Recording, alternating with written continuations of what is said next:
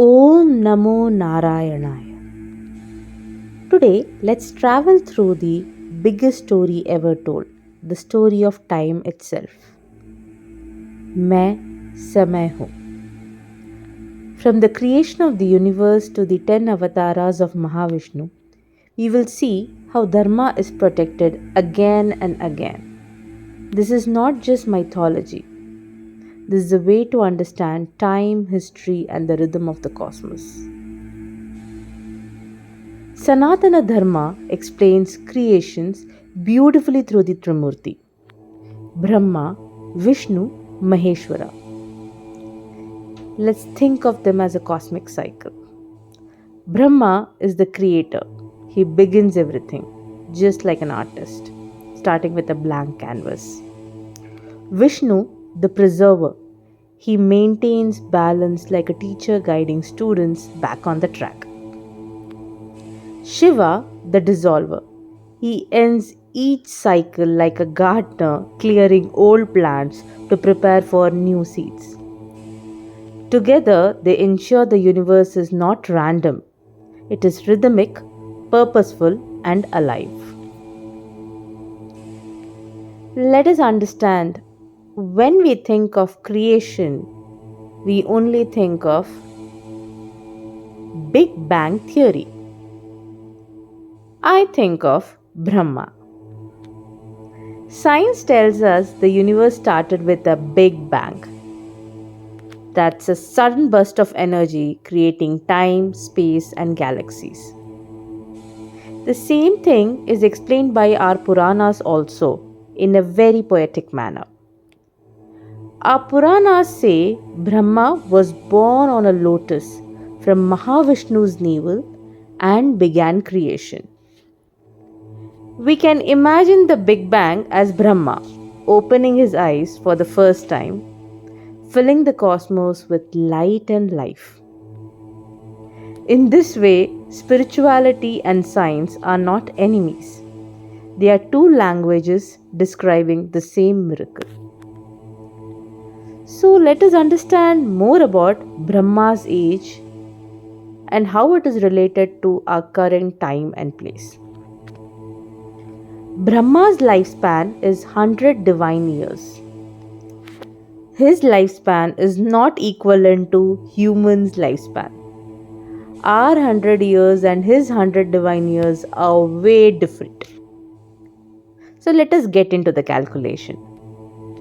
Each day of Brahma is called a kalpa, which is around 4.32 billion years long.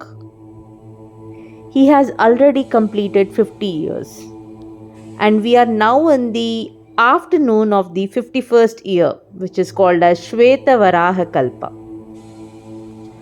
Within this single day of Brahma, there are 14 Manvantaras, and we are now in the 7th Manvantara, which is Vaivasvata Manvantara.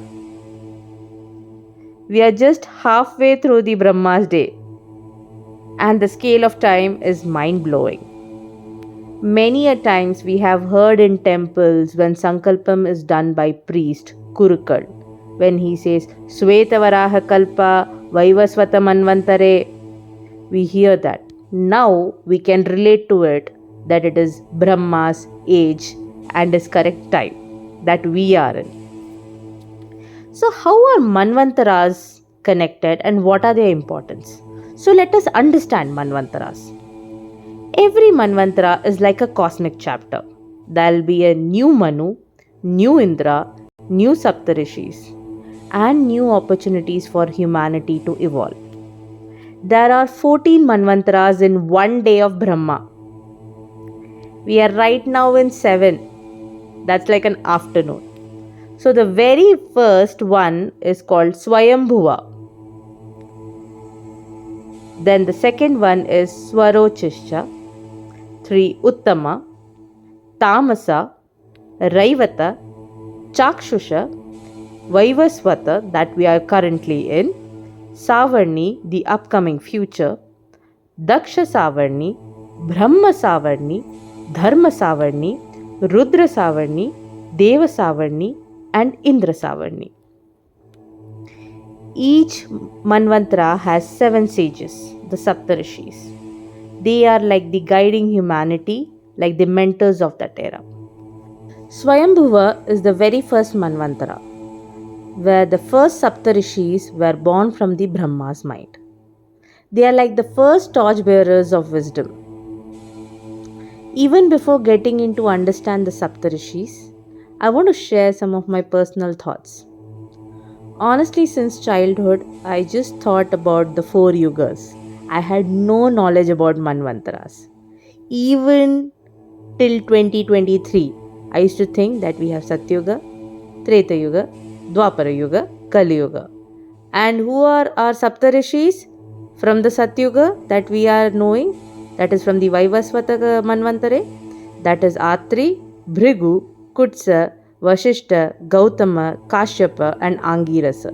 Because these are the ones which I have constantly heard from all the boys whenever they are always doing their Abhivade, they take up their Gotra's name, and that's how I started learning about it.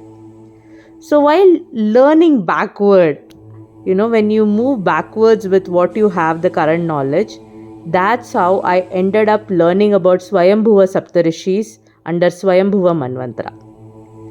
So not wasting much of your time, let us understand about Swayambhuva Manvantara and Swayambhuva Saptarishi. So the very first Manvantara, here we have the Saptarishis who are Marichi, light and wisdom, guiding humanity with clarity. Atri, penance and mental strength. Angiras, master of fire and rituals, symbolizing devotion. Pulastya, keeper of knowledge, passing wisdom to future generations. Pulaha, harmony with nature, teaching us to coexist peacefully. Kratu, creativity and sincerity, proving even small acts have cosmic value. Vashishta, patience and forgiveness, teaching calmness in chaos, which we really need to learn in this current era. So when we talk about our 7th Manvantara Saptarishis, which we spoke earlier also, like Atri, Bhrigu, Gautama, Kashyapa, many of them are born from the human form under the lineage of Marichi, Pulastya, Atri, Kratu, etc. Now, further going ahead, I used to always feel that Dasavadaram, that is Mahavatars of Vishnu, happened Satyuga, Treta Yuga, Dwapara Yuga, Kali Yuga, yes, Kalki to happen now. All this happened when? Now, understanding Manvantaras, how it is getting correlated with Dasavatara. We need to understand something. Mahavishnu takes avatara whenever adharma rises. So let's see when each avatara appeared. Matsya. We know the story of Matsya Avatara, right? Where Manu, with help of Matsya, saved all the 7 Saptarishis. Who are those Saptarishis? The Swayambhu Saptarishis. That's when Matsya Avatara happened. We know about Kurma Avatara, which is supporting the Mount Mandara during Samudra Manthan. This happened during Chakshusha Manvantara. Now let us understand Varaha Avatara, the boar. This happened at the very first Shweta Varaha Kalpa, before starting of the 7th and the ending of the 6th. This is where it happened. So we will take it as a Chakshusha Manvantara. Narasimha Avatara. This happened in Vaivasvata Manvantara. Majority of the avatars from Narasimha till Kalki, which is about to happen, everything will happen in Vaivasvata Manvantara. So once all this happens, a new yuga will start. That is your Satyuga. This is a constant cycle. This means we are living in the very time where Vishnu's promises are being fulfilled. So let us understand something. This is the actual Manvantara, the current one in which we are, where constantly a lot of adharma is happening in every yuga, that Vishnu has to come and protect the Dharma. Okay. I always have a question. I may or may not live I will have a lot of Janmas. But what will happen when Brahma's 100 years end? When Brahma's life of 100 years is complete, the entire universe, galaxies, stars, planets will dissolve back into Supreme. It will be zero, void. It is like Brahma going to sleep forever.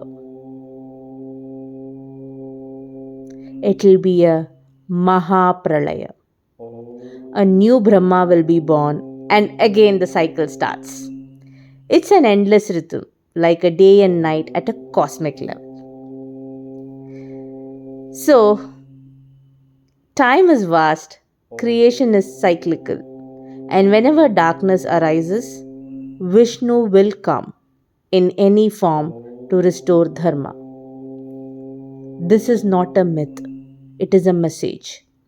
A promise that righteousness always wins, no matter how dark the time seems. So, in our current life, whenever we face challenges, always remember Dharma is on our side, the universe itself supports us. Just as Vishnu took 10 avatars, we must also play a role in protecting truth, justice, compassion in our small world. Om Namo Narayanaya. अधर्माणि हरिचय्यग युगयो